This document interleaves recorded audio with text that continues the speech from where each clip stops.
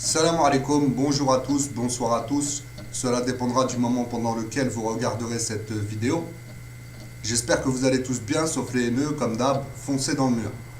Aujourd'hui, nous sommes le 18 décembre 2018 et il y a 43 ans jour pour jour, donc le 18 décembre 1975, l'Algérie a expulsé de son territoire 45 000 familles marocaines, ce qui représente entre 350 000 et 500 000 personnes. Et tout ça le jour de l'Aïd, le jour de l'Aïd el-Kébir, qui est une grande fête pour nous les musulmans. Ça, je ne l'apprends à personne.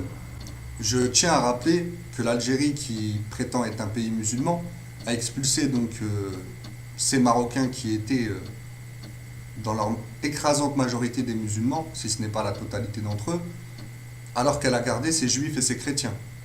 Et là, bien sûr, je ne dis pas qu'il fallait expulser aussi ces juifs et ces chrétiens, mais ça me semble important de préciser cela. Cet événement dramatique, connu sous le nom de Marche Noire, a été la réponse du président algérien de l'époque, Boumedienne, que personnellement je surnomme Boumchienne, à la marche verte qui avait eu lieu un peu plus d'un mois auparavant, le 6 novembre de la même année, et qui concerne donc le Sahara marocain. Cette marche ne concernait en rien l'Algérie. Et pourtant, leur président de l'époque a agi de la sorte de manière honteuse. Alors pourquoi j'ai décidé d'en parler? Eh bien c'est très simple, il y a plusieurs raisons que je vais vous énoncer ici. Tout d'abord, c'est un drame qui a touché des Marocains comme moi, vu que je suis franco-marocain, ça me touche également, vu que je ne suis pas égoïste. Ensuite, j'invite tous les Marocains à en parler, à dénoncer cette injustice et à ne jamais oublier.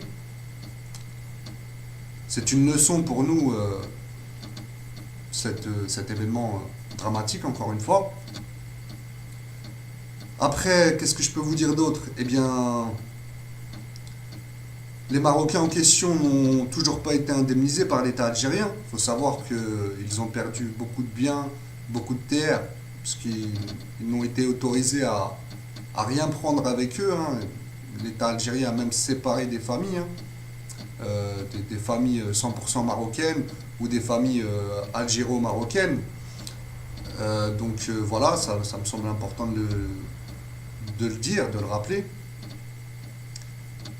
Et puis, il y a d'autres raisons comme les beurs de France, tiens, parlons-en. Alors, il y a déjà les Marocains, les Franco-Marocains, sans fierté, qui n'en parlent même pas, même quand ils le savent. Alors, s'ils ne le savent pas, je ne peux pas leur en vouloir. Mais s'ils le savent et qu'ils oublient d'en parler, là j'ai un problème avec eux, puisqu'ils sont bercés par les belles paroles des franco-algériens, vous savez, Maghreb United et tout ça, blablabla, Khawa Khawa, comme les Marocains du Maroc, qui sont bercés par les Khawa Khawa, alors que cet événement, ce triste événement prouve le contraire. Et puis il y a une dernière raison qui fait que je tenais à faire cette vidéo, c'est qu'on a beaucoup de franco-algériens ou d'algériens kabyles, berbérophones, donc kabyles,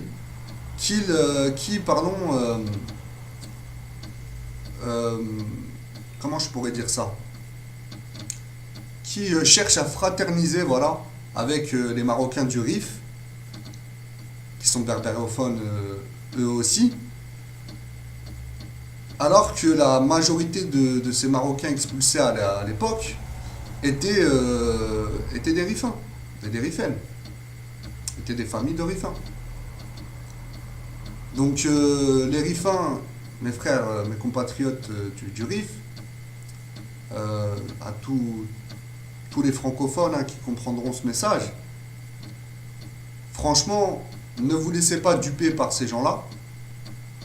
J'ai vu beaucoup de franco-kabyles qui essayent de faire oublier cette histoire-là, ou qui disent ouais voilà on pouvait rien faire, blablabla, alors que c'est vrai qu'ils étaient en train de se faire haggar par Boumedienne, Boumchienne qui était très raciste, anti-berbère.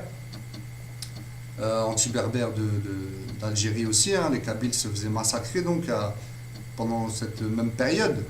Mais voilà, ils ont pas cherché à faire quoi que ce soit, hein, pour défendre ces Marocains expulsés.